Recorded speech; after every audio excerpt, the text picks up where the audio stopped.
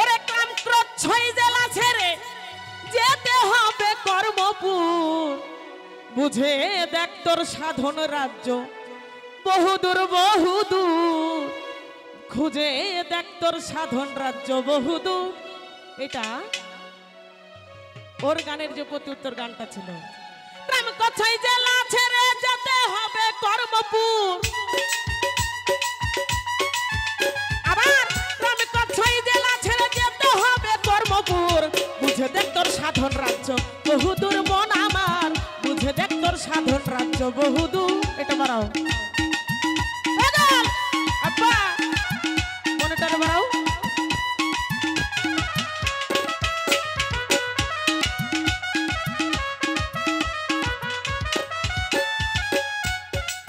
ও আছে কর্ণপুরের কর্ণধারী এই যে কান তথা এক মন ব্যাপারী মায়া রাজ্য তেজ্য করি চলে যাবে বিশ্বাসপুর।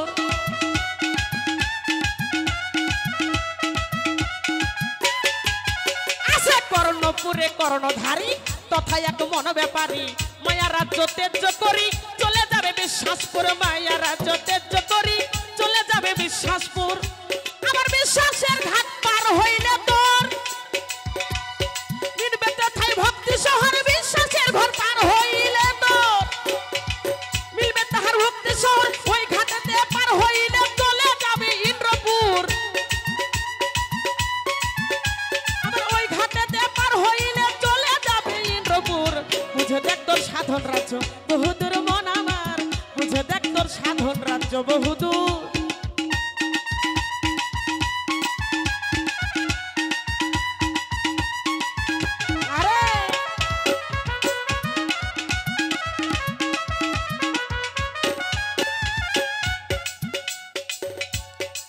ইন্দ্রপুরের 10টি থানা মতিন ভাই মাসুক ছাড়া যাওয়া যায় না যে জন বাধ্য করছে এ 10 থানা সে হয়ে আছে খুব যোগ্য।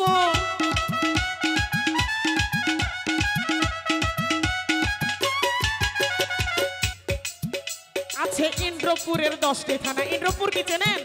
অনেকে ভাষায় বোঝেন না। যেটাকে মদন বলা হয়,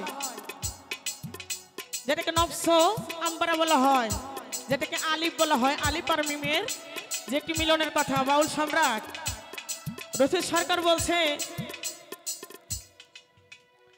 একদিনে মিমের পর্দায় উঠাইয়া তোমারে দেখলাম চাইয়া খোদে খোদা রব রহমান সব একাই তুমি। এই যে আলিফ আর মিমের যখন মিলন হয়ে যায় রশিদ সরকার বলছে একদিন মিমের পর্দা উঠাইয়া আমি তোমারে দেখলাম চাইয়া খোদে খোদা রব রহমান সব একাই তুমি। তো ওইখানে যদি আপনি ভক্তি দিতে না পারেন আপনি যতই বলেন আমি মাতাল রাজ্জাক, নো নো। আর একজন শিল্পী আরেকটি শিল্পীকে যতক্ষণ পর্যন্ত সম্মান না করতে পারবে ততক্ষণ পর্যন্ত আমি ওকে বাউল শিল্পী বলি না। কি বলেন আপনারা? হ্যাঁ, আবার ইন্দ্রপুরের ঘাটে যাবে, আরে ইন্দ্রপুরে যুদ্ধ দেবে, ইন্দ্রপুরের ঘাটে যাবে, আবার কাম সাগরের ঘাটে যাবে, তখন ইন্দ্র দেবে যুদ্ধ দিবে, ওই যুদ্ধে যে জয়ী হবে সেই তো যাবে সাধনপুর।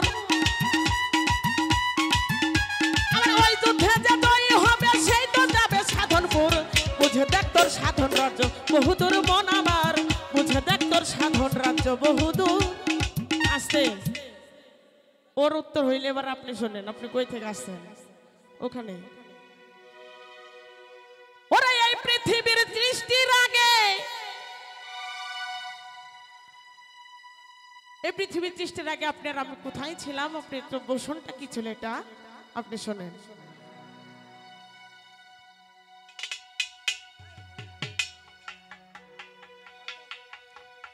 গুরু রূপে ছিলাম আমি একা এক,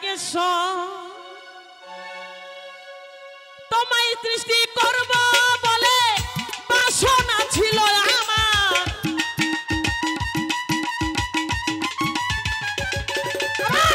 তোমায় সৃষ্টি করব বলে বাসনা ছিল আমার।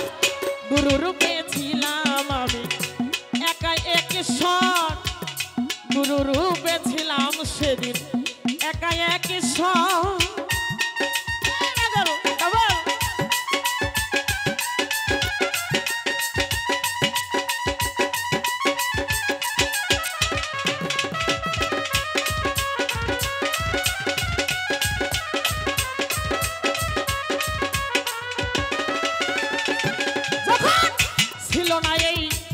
বিশাল বিশ্ব মতিন ভাই তখন আমি নিজেই গুরু নিজেই শিষ্য ছিল না এই বিশাল বিশ্ব সেদিন আমি নিজেই গুরু নিজেই শিষ্য নিজে নিজে হইয়া নিঃস্ব শিষ্য রূপ করলাম ধারণ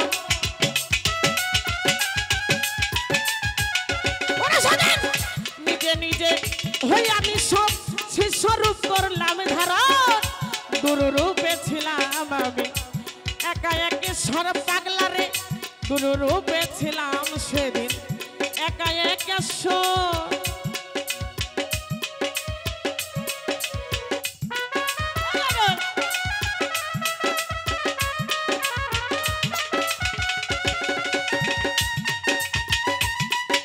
তাই তো আব্বা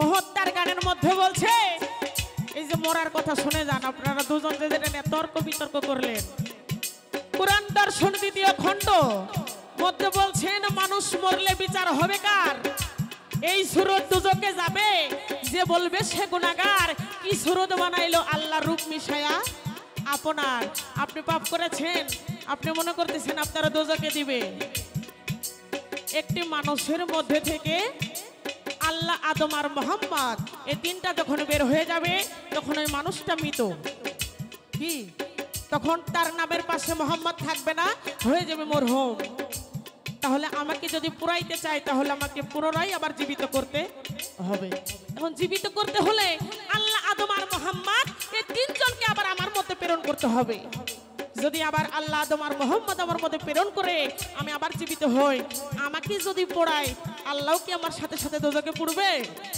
হ্যাঁ কই পাইছেন এগুলা হাদিস তাই এখানে মহৎ বলছে মানুষ কখনো মরে না যখন বলছে কুল্লে নাফসিলে যায়িকাতুল মউত কি বলছে কুল্লে নাফসিলে যায়িকাতুল মউত যে ব্যক্তির জন্ম আছে তার মৃত্যু আছে তাহলে কুল্লে নাফসিলে যায়িকাতুল মউত মৃত্যু হইল কার পাঁচটি নফসের মানুষ কি মরলো কারণ মানুষ যদি মরে যায় বিচার করবে কার হ্যাঁ যদি মানুষ মরতো পবিত্র কুরআনের কারীমের মধ্যে আসতো কুল্লে নাফসিলে যায়িকাতুল ইনসান ইনসান মানে মানুষ বাউল সম্রাট হোসেন সরকার বলছে যেমন তেমন গান গাওয়া বাউলরা ভাব দিয়ে মারো গুয়া আসল ঘরে মশাল নাই নকল নিয়া টানাটানি উৎসজ্ঞানে আমি করি ওই জ্ঞান হারাইছ তুমি অশ্বজ্ঞানে আমি করি ওই জ্ঞান হারাইছ তুমি এখন গুরু ভজে হমুদ্রকামী হোসনা জানো দুরাচার ওরা তুমি গুরু ভজে হয় উদ্যকামী হোসনা জানো দুরাচার গুরু রূপে ছিলাম আমি একা একেশ্বর পাগল রে গুরু রূপে ছিলাম আমি একা একেশ্বর বাবা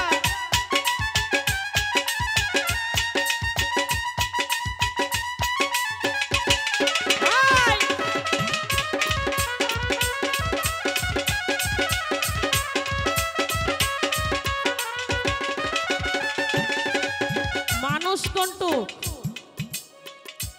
যারা সায়েন্স নিয়ে লেখাপড়া করেছেন ছোট তারা বলতে পারবেন পায়ের তালু থেকে মাথার চাঁদি পর্যন্ত প্রত্যেকটি অঙ্গ প্রত্যঙ্গের নাম আছে আছে না বাবা কোন অঙ্গের নাম কি মানুষ আছে আপনারা পড়ে পেয়েছেন আমি সায়েন্স নিয়ে লেখাপড়া করেছি ইন্টার পর্যন্ত আমি পাই নাই আপনারা পাইছেন তাহলে মানুষ কোনটু যে আপনি আমি আমাকে নিজেকে দেখিয়ে দিয়ে বলি আমরা মানুষ তাই একটু জানবার এখানে এটা নিয়ে আপনাদের মধ্যে কলহটা হচ্ছে ফকির লালন সাইজি বলছে আমার বাড়ির কাছে আর শ্রীনগর একটি পড়শি বসত করে আমি একদিনও না দেখিলাম তারে। বলছে বাড়ির কাছে। কোন বাড়ি? এই যে বিল্ডিং বাড়ি, টিনের বাড়ি? নো নো নো, এই যে বাড়ি 3.5 হাত বাড়ি খান।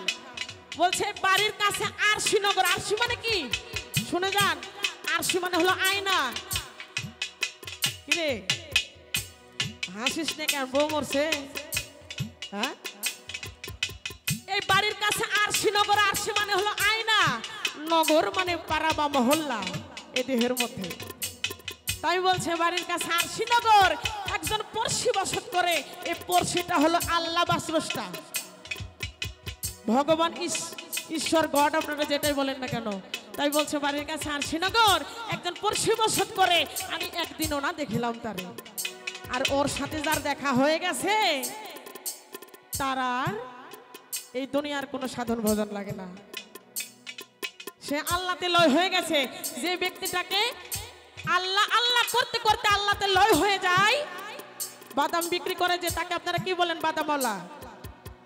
এই যে ঢোল বাজাতে সেরে কি কয়? ঢোলালা। এ পেট বাজাতে সেরে কয় পেটালা, কিবোর্ড আলা। ঠিক এরকম আল্লাহ আল্লাহ বলতে বলতে যে ব্যক্তি আল্লাহ ওয়ালা হয়ে যায়, ওই ব্যক্তিই না মানুষ। আমি মানুষ না, আমাদের মধ্যে থেকে পশুর স্বভাব যায় নাই। আমি ছোট্ট একটি বাউল সম্রাট সরকারের গানকে আপনাদের মাঝ থেকে বিদায় নেব। ধন্যবাদ।